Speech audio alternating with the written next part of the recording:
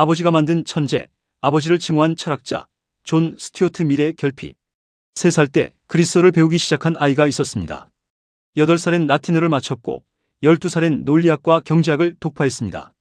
또래 아이들이 공놀이를 할 나이에 이 아이는 플라톤의 원문을 읽고 아버지에게 해석을 보고했습니다. 세상은 이 아이를 천재라고 불렀습니다. 하지만 이 아이는 스스로를 천재라고 생각하지 않았습니다. 오히려 평생 단 한 가지 질문을 놓지 못했습니다. 나는 내가 원해서 이렇게 된 걸까? 아니면 아버지가 만들어낸 기계인 걸까? 존 스튜어트 밀. 자유주의 철학의 완성자, 여성 참정권의 선구자, 공리주의의 계승자. 하지만 그의 삶을 제대로 들여다보면 눈부신 업적의 뒤편에 평생 해소되지 않은 결핍 하나가 자리하고 있습니다. 사랑받지 못한 아이가 인류의 행복을 설계하려 했다는 것. 그것이 오늘 이 영상의 핵심입니다. 1806년 존 스튜어트 밀은 런던에서 태어났습니다. 아버지 제임스 밀은 당대 유명한 철학자이자 역사학자였습니다. 그리고 공리주의 창시자 제러미 벤담의 가장 가까운 동료였습니다. 제임스 밀에게 아들의 탄생은 하나의 실험이었습니다. 그는 아들을 세상에서 가장 완벽한 인간으로 만들겠다고 결심했습니다. 감정 교육은 배제하고 이성과 논리만으로 아이를 훈련시켰습니다. 3살 그리스어 알파벳, 8살 이솝 우화 원문 해독과 라틴어 입문, 12살 논리학과 경제학, 14살 아버지와 함께 경제학 논문을 검토. 놀이는 없었습니다. 또래 친구도 없었습니다. 감정을 표현하는 것은 허용되지 않았습니다. 아버지 제임스 밀은 아들에게 칭찬을 거의 하지 않았습니다. 잘해도 당연한 것이었고 못하면 혹독한 비판이 돌아왔습니다. 사랑한다는 말은 단 한 번도 기억에 없었습니다. 밀은 훗날 자서전에서 이렇게 씁니다. 나는 어린 시절이 행복했는지 아닌지를 판단할 기준 자체가 없었다. 비교할 다른 삶을 알지 못했기 때문이다. 이 문장이 전부입니다. 행복하지 않았다는 것을 알면서도 그것을 불행이라고 부를 언어조차 아버지에게서 배우지 못한 아이. 17살의 밀은 동인도 회사에 취직합니다. 아버지가 일하던 곳이었습니다. 당연히 아버지가 연결해준 자리였습니다. 그는 성실하게 일했습니다. 글을 쓰고 사유하고 논문을 발표했습니다. 세상은 그를 촉망받는 젊은 지식인으로 주목했습니다. 그런데 20살이 되던 해에 밀에게 무언가 일어납니다. 어느 날 갑자기 아무것도 의미 없어지는 감각이 찾아온 것입니다. 밀은 이것을 훗날 자서전에 이렇게 기록합니다. 내가 꿈꾸는 모든 것이 실현된다 해도 그것이 과연 나를 기쁘게 할 것인가? 라는 질문이 들었다. 그리고 대답은 아니오였다. 그 순간 모든 것이 무너졌다. 오늘날의 언어로 말하면 극심한 우울증이었습니다. 하지만 그 시대엔 그 단어조차 없었습니다. 밀은 혼자 그 어둠 속에 앉아 있었습니다.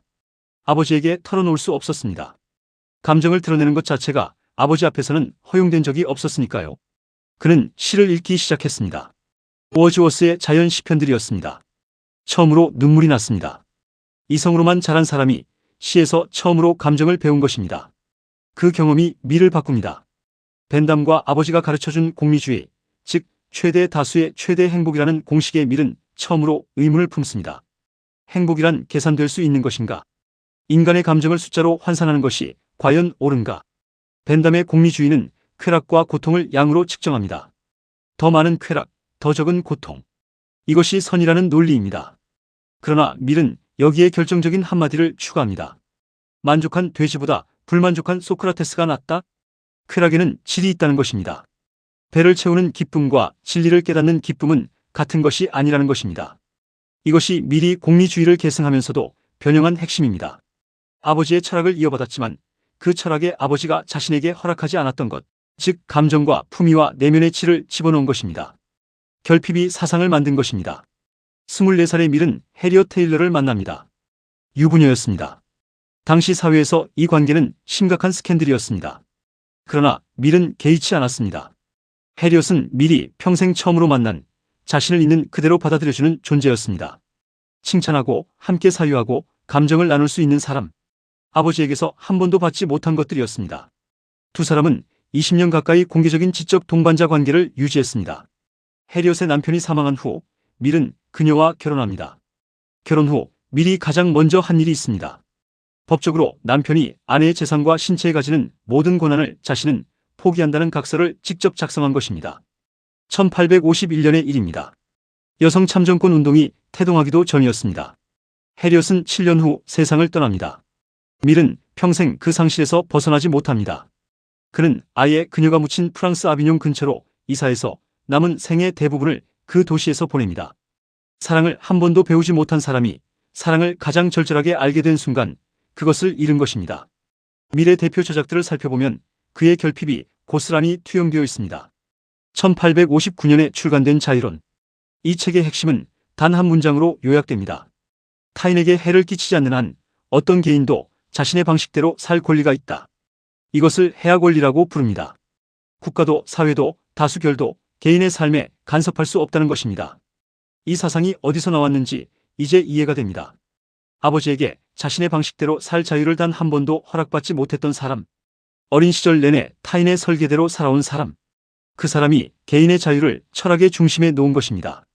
1869년에는 여성의 종속이라는 책을 발표합니다.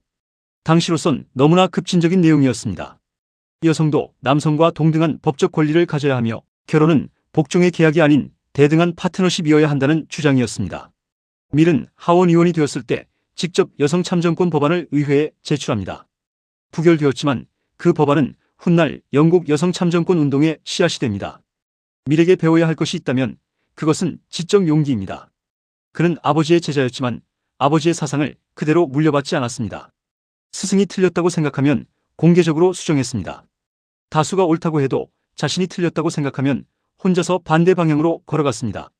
의회에서 여성 참정권을 주장할 때 동료 의원들이 비웃었습니다. 밀은 물러서지 않았습니다. 그리고 밀이 우리에게 경고하는 것도 있습니다. 그는 민주주의를 사랑했지만 동시에 다수결의 횡포를 두려워했습니다. 다수가 소수를 억압하는 것은 독재자가 개인을 억압하는 것만큼 위험하다고 했습니다.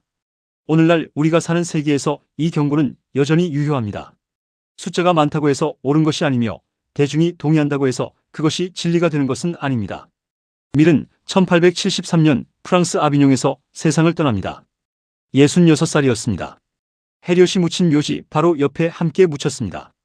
그의 삶을 돌아보면 하나의 역설이 선명하게 보입니다.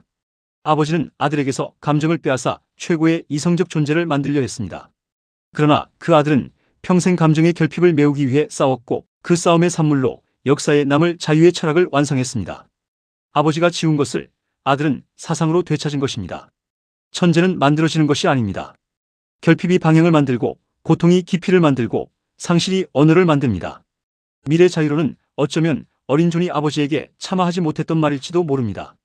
나를 그냥 내버려 두세요. 영상이 도움되셨다면 구독과 좋아요 부탁드립니다. 다음 시간에는 스피노자의 더 위대한 콤플렉스로 돌아오겠습니다. 시청해주셔서 감사합니다.